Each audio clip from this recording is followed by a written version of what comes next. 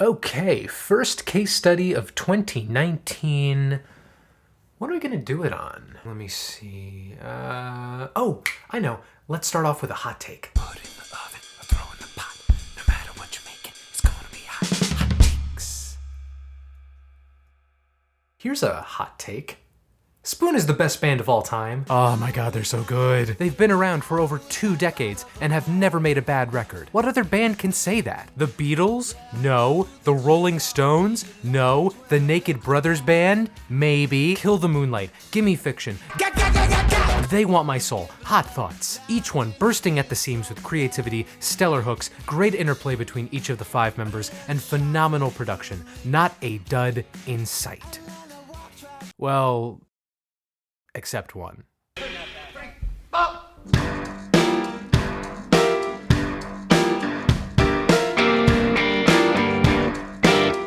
Transference is the 6th studio album from Spoon, released a little over 9 years ago in January 2010. At this point in their career, Spoon had been riding up their commercial peak, with 3 hit records and several hit songs that you would probably hear if you turned on any young adult TV channel. Specifically, their last record was their most well-received record at that point, and is my favorite record of all time as of this exact second. And like many bands looking to follow up their best work, they got weird. Really felt like things were happening, and I just thought then, we should just, make weird records from this point on. And looking back at reviews, you can tell this was a divisive album, with a Metacritic score of 80.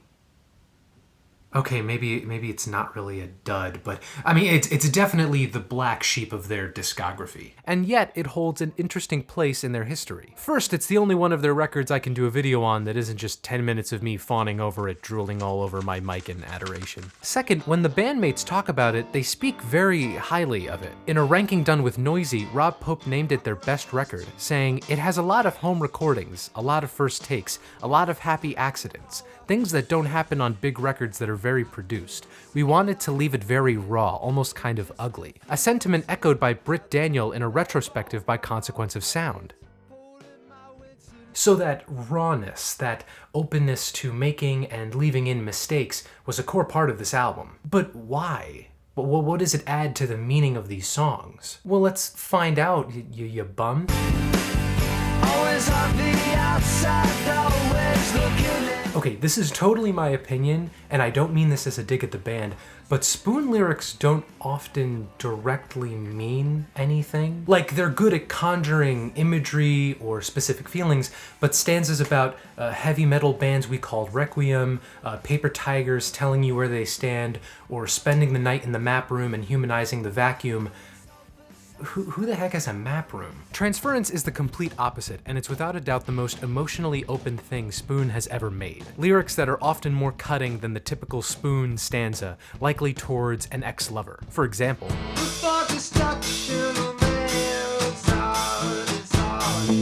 when all is quiet and all you own, and all you love, and there it goes. To hate with everything you call, and now you're back against the wall. You became like that on which your heart was fixed.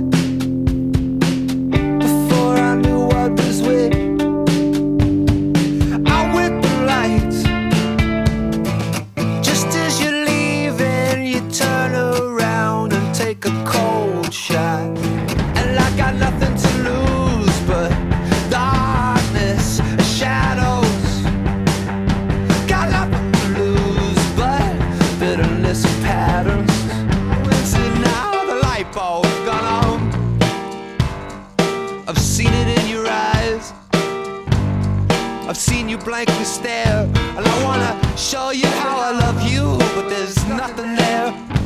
Jesus Christ, that last one might be my favorite. From these examples, it's fair to say that Transference is a breakup album, or maybe just an album about the process of removing yourself, detaching yourself from a loved one. While these lyrics can be emotionally blunt and revealing, the music really isn't. In fact, the songwriting itself is fairly repetitive. Most of the songs tend to stay at the same dynamic level for their runtime, and they have these long, static, drawn-out sections, so if you're not into them, they can feel like a slog. Who Makes Your Money is essentially just one chord for its majority.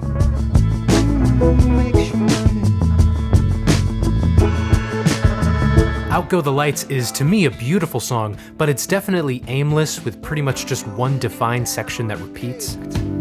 Out go the lights. Never seen that kind of point. The Mystery Zone is just about 5 minutes long, and it's just a verse and chorus that repeat. In the mystery zone. The bridge at the end of Written in Reverse, the guitar is playing one note for most of it.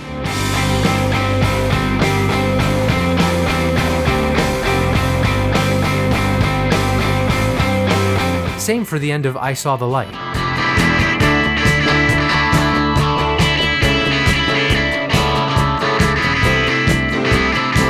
And speaking of that song, here's a new segment I like to call, How Does This Relate to Baroque Opera?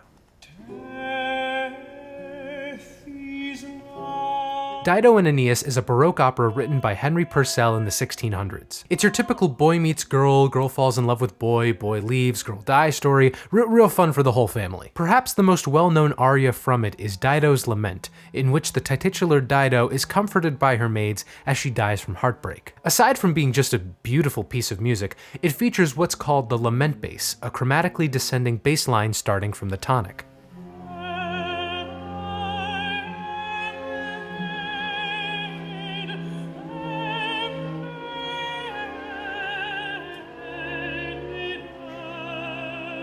Now let's go back to I Saw the Light and listen to that bass line from the second half.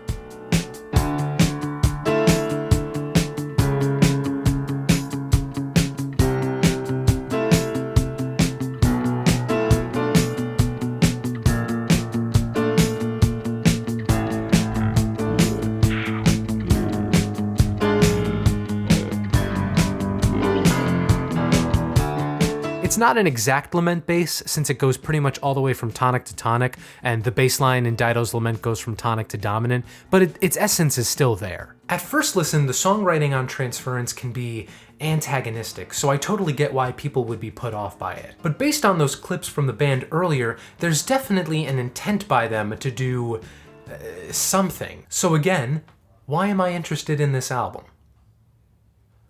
Well,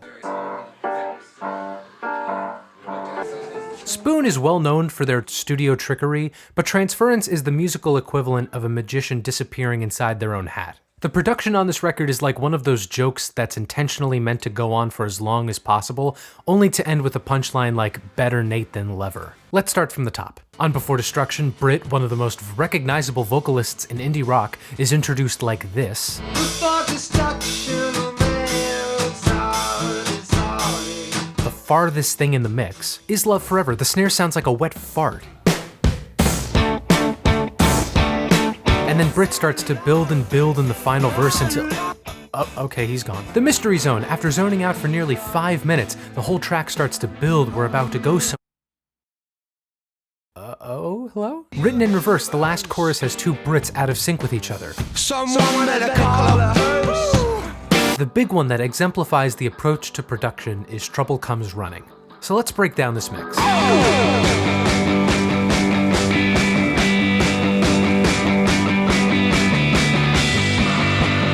I was in a functional way. So Brit's in the center, plus the bass guitar, that's pretty conventional. Panned to the right are vocal harmonies and guitar, kind of odd but not unheard of. She was my calmer down. She was my good luck. And panned to the left are the drums. All of them. Sounding like they were recorded in an abandoned warehouse. This song is a jam, but the mixing is just so obtuse. And in that interview with Britt from earlier, he specifically cited this song as what they were trying to go for, saying there's that song, Trouble Comes Running, which if we recorded that in a real studio, would have been the hit on the record. I'm not saying it's not good, it's great, but it's never going to get on the radio when it's recorded like that. He's right, if you check out live versions on YouTube where it sounds like a normal song, it does sound like the hit.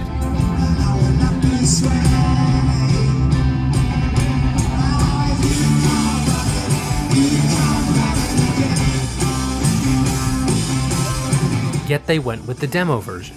And this is the part where I start hypothesizing, so just hear me out. Now is probably a good time to bring up that album cover. It's an untitled photo by William Eggleston. Britt said about it, it told a story that a lot of men or boys have gone through, being stuck someplace like your aunt or grandmother's house, a sort of formal environment where he has got to be there for one reason or another. Which is great and cool and neat, but I'd like to suggest an alternate meaning.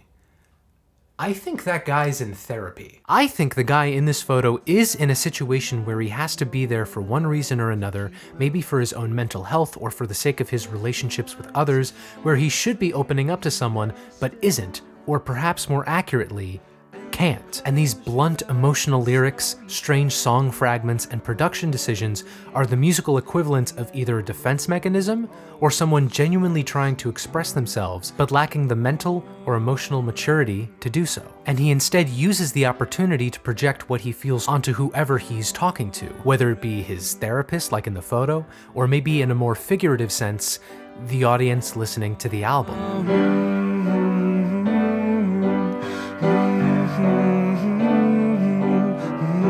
Oh, wait, that's literally what transference is. I've saved this song for last because to me, it summarizes each element I've covered to form the thesis of this record, if you will. First off, I mean, that title, that probably just works as the thesis statement. The song starts simply enough, basic 4/4 beat, a bass line center and close in the mix. Britt comes in with lyrics mirroring the candid title. Nobody gets what I say. Must be some way to convey. But no one else remembers my name. Just those parts that I played. Nobody gets me. There are also these weird piano bits that come flying out of nowhere that sound like they're from a completely different song. Nobody gets me. At a certain point, the groove starts to vamp, with gradual white noise. Eventually, the guitar part comes in, and tell me if you hear anything odd.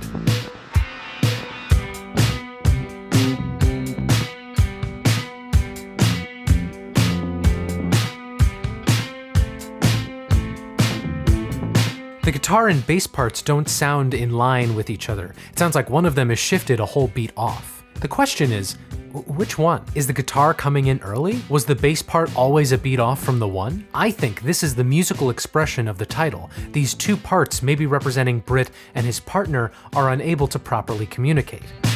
Nobody gets what I say.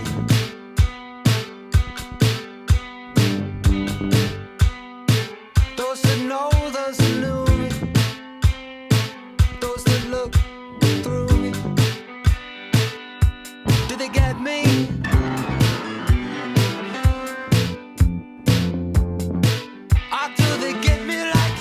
An inability to communicate might be the sole thing that, in a weird way, makes Transference so underrated. The way the lyrics, songwriting, and production meld together to form this obtuse, frustrating listen that is one of the closest things musically to someone guarded, attempting, however unsuccessfully, to express themselves. Nobody Gets Me But You ends on a musical ellipsis, with no answer as to whether or not Britt ever gains anything from truly expressing himself. His voice yelling out, yet becoming farther back in the mix as those strange piano sounds mask him. Has he been consumed by these frustrations, these anxious thoughts? Or perhaps the real victory is the fact that they're surfacing at all.